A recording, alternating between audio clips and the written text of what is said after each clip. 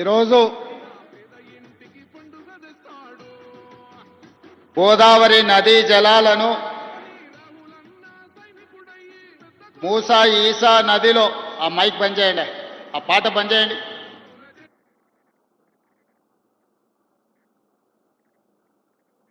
గోదావరి నదీ జలాలను మూసీ నది ఈసా నదిలో సమ్మేళనం చేసి హైదరాబాదు నగర దాహార్తిని తీర్చడానికి రాజేంద్రనగర్ శాసనసభ నియోజకవర్గంలో గండిపేట మండలంలో ప్రారంభోత్సవ కార్యక్రమాన్ని ఏర్పాటు చేసి ఈ కార్యక్రమానికి సభాధ్యక్షత వహించిన శాసనసభ్యులు ప్రకాష్ గౌడ్ గారు, నాతో పాటు ఈ కార్యక్రమంలో అతిథులుగా పాల్గొన్న జిల్లా ఇన్ఛార్జ్ మంత్రివర్యులు దుద్దిల్ల శ్రీధర్ బాబు గారు, హైదరాబాదు నగర ఇన్ఛార్జ్ మంత్రివర్యులు మిత్రులు పొన్నం ప్రభాకర్ గారు, మెదక్ జిల్లా ఇన్ఛార్జ్ మంత్రివర్యులు సోదరులు గడ్డం వివేక్ వెంకటస్వామి గారు, అదేవిధంగా రంగారెడ్డి జిల్లా సీనియర్ శాసనసభ్యులు శాసన మండలి సభ్యులు చీఫ్ విప్ పట్నం మహేందర్ రెడ్డి గారు, మల్రెడ్డి రంగారెడ్డి గారు, పరిగి రామ్మోహన్ రెడ్డి గారు, అదేవిధంగా భువనగిరి శాసనసభ్యులు మిత్రులు అనిల్ కుమార్ రెడ్డి గారు, శాసన మండలి సభ్యులు అద్దంకి దయాకర్ గారు, అదేవిధంగా నాంపల్లి శాసనసభ్యులు మాజిద్ హుసేన్ గారు, వివిధ కార్పొరేషన్ల చైర్మన్లు, ప్లానింగ్ కమిషన్ వైస్ చైర్మన్ పెద్దలు చిన్నారెడ్డి గారు, అదేవిధంగా హైదరాబాద్ మెట్రో వాటర్ వర్క్స్ అధికారులు, వివిధ ప్రభుత్వ శాఖల అధికారులు, రాజేంద్రనగర్ నియోజకవర్గ మిత్రులందరికీ మనస్ఫూర్తిగా అభినందనలు తెలియజేస్తున్నా. ఇంత మంచి కార్యక్రమం ఏర్పాటు చేసి ఈరోజు హైదరాబాదు నగరం అంటే ప్రపంచ దేశాలలోనే ఒక గొప్ప పేరు పొందిన నగరం. ఆనాడు 450 సంవత్సరాల క్రితం ఈ నగరం దినదిన అభివృద్ధి చెందాలి, ప్రపంచంలో ఉండే ప్రతి వాళ్లకు ఇక్కడ అవకాశాలు, ఉద్యోగ ఉపాధి కల్పించాలి అని చెప్పి ఆనాడు నిజాం పాలకులు, కులీ కుతుబ్ షాహీ పాలకులు ఈ నగరాన్ని ప్రారంభించారు. ఆనాడు వారు నిర్మించిన చార్మినార్ కావచ్చు, గోల్కొండ కోటలు కావచ్చు, ఆ తర్వాత నిజాం సర్కార్ 1908లో ఈ నగరం మీద వరదలు ఉప్పెనై కమ్మేసి వేలాది మంది ప్రాణాలను బలి తీసుకున్నప్పుడు నిజాం పాలకులు ఆనాడు మోక్షగుండం విశ్వేశ్వరయ్యను ప్రపంచంలోనే పేరెన్నికగన్న ఒక గొప్ప ఇంజనీర్ను ఈ ప్రాజెక్టుల నిర్మాణానికి, మూసీ నది పరివాహక ప్రాంతము, ఈసా నది పరివాహక ప్రాంతం నుంచి వచ్చే ఈ వరదను, ఈ వరద ముప్పును, ఈ ముప్పు నుంచి ప్రజల్ని కాపాడడానికి 1908లో దాదాపుగా 115 సంవత్సరాల క్రితం ఈ నగరం యొక్క ప్రమాదాన్ని నివారించాలి అని చెప్పి ఆనాడు నిజాం పాలకులు నిర్ణయం తీసుకున్నారు. వారు ప్రపంచంలోనే పేరెన్నికగన్న గొప్ప ఇంజనీర్. వారి యొక్క దూరదృష్టితోని ఈ ప్రాంతంలో వికారాబాద్ అడవుల్లో పుట్టిన మూసీ నది నుంచి వచ్చే వరదను నియంత్రించడం ద్వారా ఉస్మాన్ సాగర్, హిమాయత్ సాగర్ ప్రాజెక్టులను నిర్మించి వరదల్ని నియంత్రించడమే కాదు, ఈ నగరానికి తాగునీరును అందించే పెద్ద కార్యక్రమాన్ని ఆనాడు తీసుకున్నారు. 1922లో ఈ ప్రాజెక్టులను పూర్తి చేస్తే 100 సంవత్సరాల పైగా ఈ నగరానికి వస్తున్న వివిధ జిల్లాల ప్రజల్ని, వివిధ రాష్ట్రాల ప్రజలను, వివిధ దేశాల నుంచి వచ్చే ప్రజలకు ఈరోజు తాగునీరు అందుతున్నది అనంటే ఆనాడు నిజాం సర్కారు దూరదృష్టితో ఆలోచన చేసి ఉస్మాన్ సాగర్, హిమాయత్ సాగర్ ప్రాజెక్టులను కట్టడం ద్వారా ఈరోజు మనకు తాగునీటి సమస్య తీరింది. కానీ ప్రతి సంవత్సరం దాదాపుగా 3% ప్రజలు హైదరాబాదు నగరానికి వలస వస్తున్నారు. ఈ ప్రాంతంలో ఉద్యోగాల కోసం, ఉపాధి కోసం, ఈ నగర అభివృద్ధిలో భాగస్వాములై ఈనాడు 1.5 కోటి జనాభాకు దాదాపుగా మనం పెరుగుతున్నాం. 1 కోటి పైన జనాభా ఉన్న ఈ ప్రాంతానికి ఆనాడు కాంగ్రెస్ పార్టీ అధికారంలో ఉన్నప్పుడు మొట్టమొదట మంజిరా నది నుంచి 1965లో ఈ నగరానికి ఉస్మాన్ సాగర్, హిమాయత్ సాగరే కాదు ఇంకా నీళ్లు కావాలి అని మంజిరా నది మీద నుంచి మన నగరానికి తాగునీళ్లను తీసుకొచ్చారు. ఇవి కూడా సరిపోలేదు.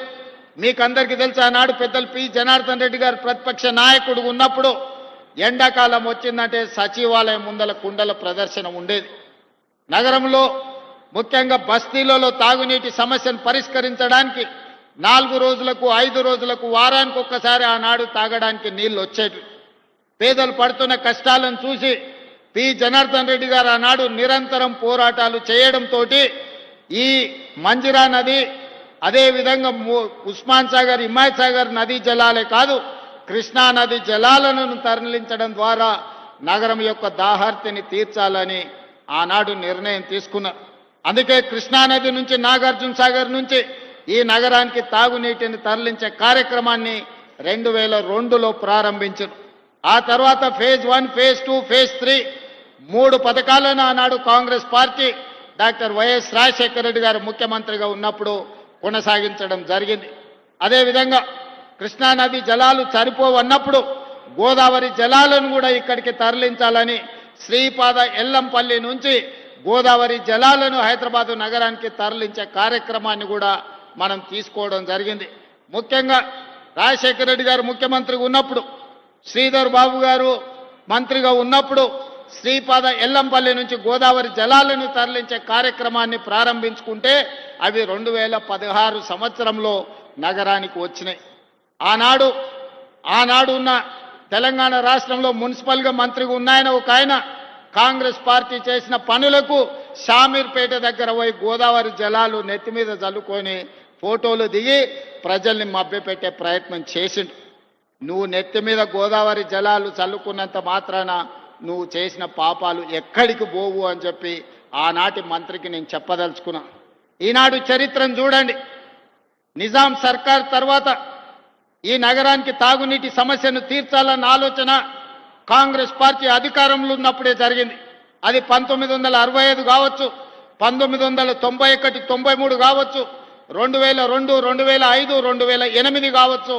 వివిధ సందర్భాలలో అటు మంజిరా నది జలాలు, మూసీ నది జలాలు, ఈసీ నది జలాలు, గోదావరి జలాలు, కృష్ణా జలాలు, ఇలా హైదరాబాదు నగరానికి తాగునీటి జలాలను తరలించింది కాంగ్రెస్ పార్టీ అధికారంలో ఉన్నప్పుడే. ఒక్కసారి మాత్రం తెలుగుదేశం పార్టీ అధికారంలో ఉన్నప్పుడు 2002లో పనులు ప్రారంభించారు. మళ్ళీ తెలంగాణ రాష్ట్రం వచ్చిన 10 సంవత్సరాలలో ఇటు గోదావరి నుంచి కానీ అటు కృష్ణానది నుంచి కానీ ఒక్క చుక్క నీళ్లు తరలించాలన్న ఆలోచన 10 సంవత్సరాల ఆనాటి పాలకులు చెయ్యలేదు. మళ్ళీ ఈనాడు తిరిగి కాంగ్రెస్లకు అధికారంలోకి వచ్చిన తర్వాతనే మళ్ళీ గోదావరి జలాలను తరలించాలి. ఈసారి కేవలం హైదరాబాదు నగర తాగునీటి సమస్యను తీర్చడమే కాదు, నల్గొండ జిల్లాను పట్టి పీడిస్తున్న ఫ్లోరైడ్ సమస్యను పరిష్కరించాలని ఇవాళ కాంగ్రెస్ పార్టీ కంకణం కట్టుకున్నది. ఇవాళ నల్గొండ జిల్లాలో మూసీ నది కాలుష్యం అటు ఇబ్రహీంపట్నం కావచ్చు, లేకపోతే భువనగిరి, అదేవిధంగా మునుగోడు నియోజకవర్గాలు ఆ కిందికి కృష్ణానది వరకు ఈరోజు 350 కిలోమీటర్లు వికారాబాదు మచ్కుందు దగ్గర మొదలై కృష్ణానదిలో కలిసే మూసీ నది నీళ్లు ఈరోజు కాలుష్యానికి మారుపేరుగా మారినాయి. ఈరోజు విషం అయిపోయింది. మూసీ నదిలో ప్రవహించే నీళ్లు ఈరోజు ఎల్బీ నగరు, ఇబ్రహీంపట్నము, అదేవిధంగా భువనగిరి, ఆలేరు, ఇతర ప్రాంతాలలో ఆ నీళ్లు తాగితే అవి విషమై పశువుల ప్రాణాలు తీసుకోవడమే కాదు మనుషుల ప్రాణాలు కూడా పోతున్నాయి. ఇలా కొత్తగా ఆడపిల్లలకు పెళ్ళైతే పుట్టబోయే బిడ్డలు కూడా అంగవైకల్యంతో పుట్టే పరిస్థితి ఉన్నది. ఇవాళ ఆడబిడ్డలకు పురిటి సమస్యలు వచ్చినాయి. అందుకే నల్గొండ జిల్లాలో తిరిగినప్పుడు నల్గొండ జిల్లా ప్రజలతో నేను మమేకమై కలిసి నడిచినప్పుడు ఆ ప్రాంత శాసనసభ్యులు అనిల్ కుమార్ ఇక్కడనే ఉన్నాడు, భువనగిరి ఎమ్మెల్యే, వాళ్ళందరూ అన్న మూసీ నది హైదరాబాదు నగరానికి తాగునీరు ఇవ్వడం కాదు, ఈరోజు మా నల్గొండ జిల్లాకు విషాన్ని ఇస్తుంది. దీని ప్రక్షాళన చెయ్యాలి. మీరు ఏ విధంగా ఈ మూసీ నదిని పునరుజ్జీవింపజేయాలి అని నల్గొండ జిల్లా ప్రజలు అడిగిన.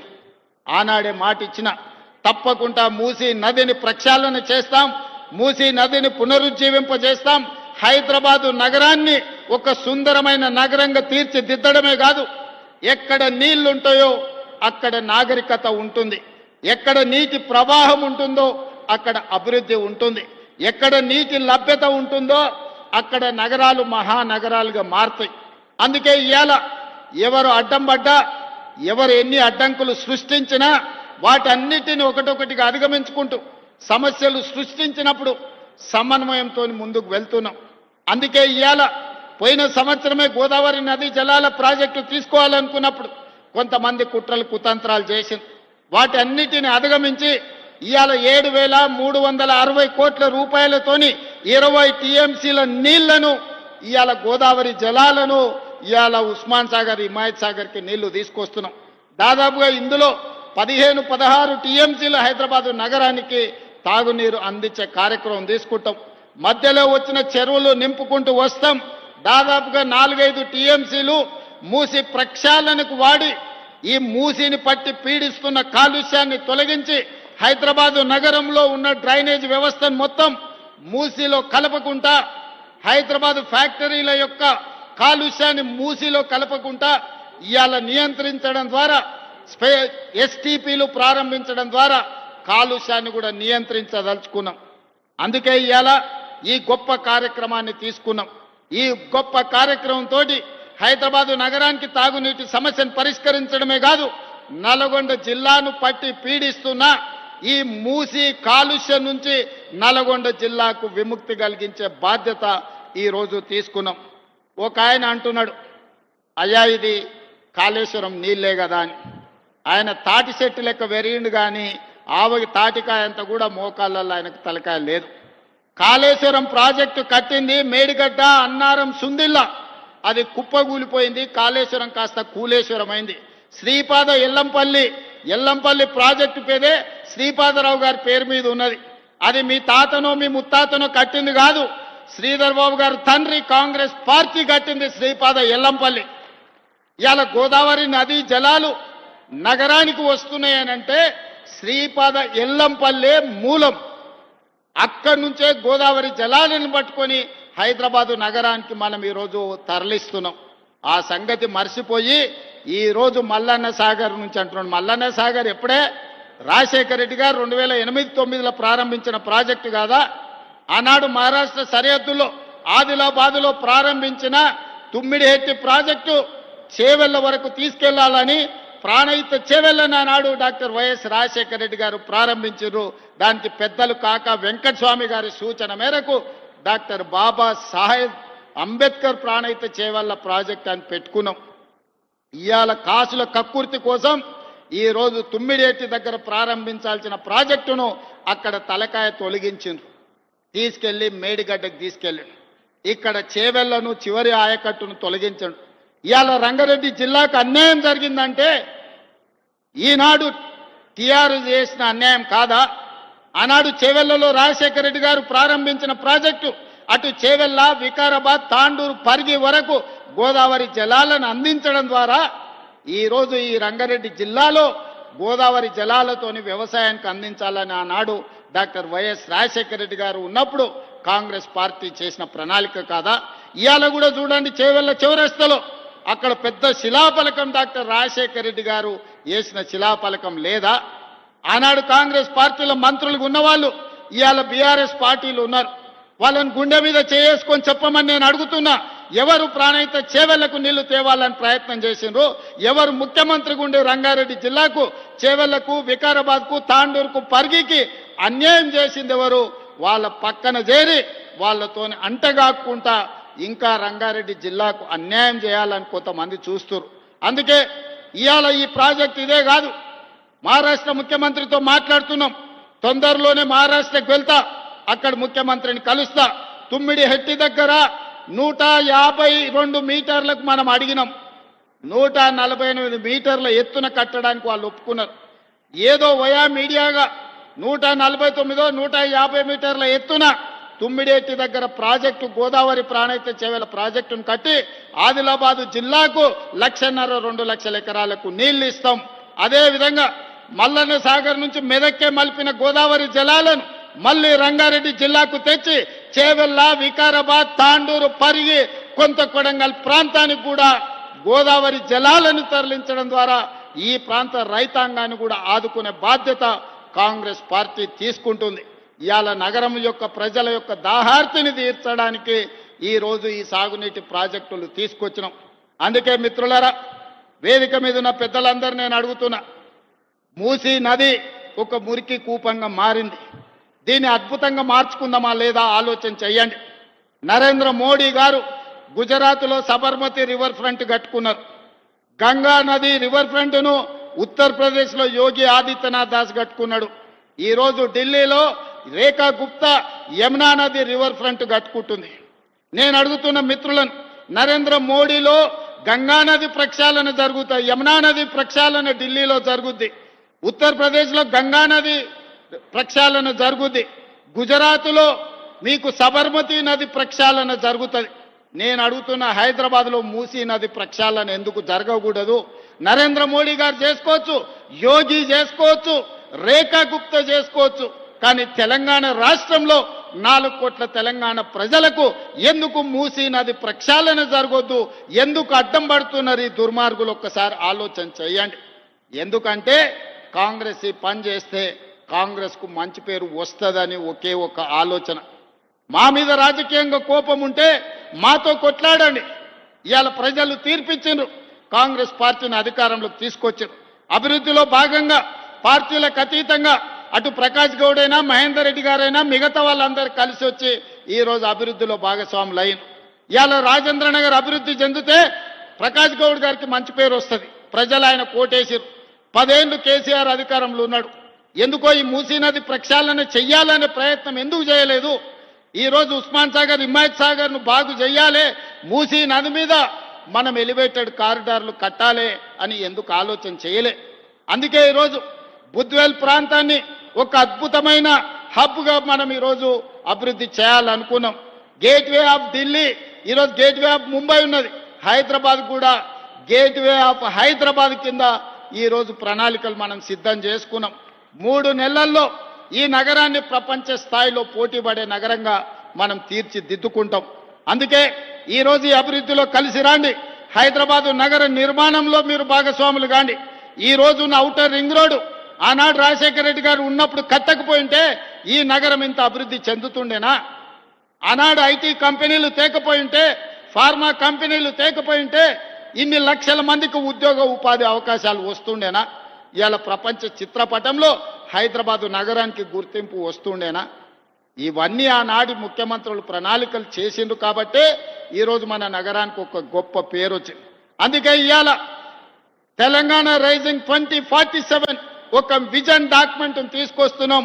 డిసెంబర్ 9, 2025 నాడు తెలంగాణ జాతికి అంకితం చేయబోతున్నాం. రాబోయే 100 సంవత్సరాలు హైదరాబాదు నగరమే కాదు తెలంగాణ రాష్ట్రాన్ని ఏ విధంగా అభివృద్ధి పదం వైపు మనం నడిపించాలో ఇవాళ కార్యక్రమాలు తీసుకుంటున్నాం. కలిసి రండి. ఈ కడుపులో విషం పెట్టుకొని ప్రాజెక్టులు ఆపకండి. ఇవాళ మనం మూసీ రివర్ ఫ్రంట్ని చేసుకుందాం, ఫ్యూచర్ సిటీని కట్టుకుందాం, RRR నగరాన్ని, RRR రింగ్ రోడ్లను వేసుకుందాం, మెట్రో నగరాన్ని విస్తరించుకుందాం. ఇవాళ ఇవన్నీ ప్రణాళికలు చేసుకోవాలంటే మీ అందరి సహకారం ఉండాలి. మీరు అండగా నిలబడండి. రాబోయే 10 ఏళ్లలో అద్భుతమైన నగరంగా, ప్రపంచంలోనే గొప్ప నగరంగా హైదరాబాదు నగరాన్ని తీర్చిదిద్ది లక్షలాది మంది నిరుద్యోగ యువకులకు ఉద్యోగ ఉపాధి అవకాశాలు కల్పించే రాష్ట్రంగా మన తెలంగాణను తీర్చిదిద్దుకుందాం. మిత్రులారా, వాళ్ళు వీళ్ళు ఎన్ని చేసినా, ఎన్ని కుట్రలు చేసినా, ఎన్ని కుతంత్రాలు చేసినా, ఎన్ని రకాలుగా అడ్డం పడ్డా మా ప్రభుత్వం తిప్పి కొడుతుంది, ఒక్కరొక్కరి సంగతి కూడా చూస్తుందని నేను ఈ సందర్భంగా తెలియజేస్తూ, ఏది ఏమైనా ఇంత మంచి కార్యక్రమాన్ని ఏర్పాటు చేసిన ప్రభుత్వ అధికారులతో పాటు ప్రజాప్రతినిధులను కూడా మనస్ఫూర్తిగా అభినందిస్తూ సెలవు తీసుకుంటున్నా. ఈ నగరాన్ని గొప్పగా తీర్చిదిద్దే దాంట్లో మీరు అండగా నిలబడండి. నష్టపోయే పేదలను మన ప్రభుత్వం ఆదుకుంటుంది. వాళ్ళందరికీ సహాయాన్ని అందించే బాధ్యత నాది. ఆ వెనకాలన్న మా అక్కలకు మాట ఇస్తున్నా, ఈ నిర్మాణంలో ఎవ్వరు నష్టపోయినా అందరినీ మన ప్రభుత్వం ఆదుకుంటుంది. ఇది ఇందిరమ్మ రాజ్యం, పేదోళ్ళ రాజ్యం. పేదలకు న్యాయం జరుగుతుందని తెలియజేస్తూ మీ అందరి దగ్గర సెలవు తీసుకుంటున్నా. ధన్యవాదాలు మిత్రులారా.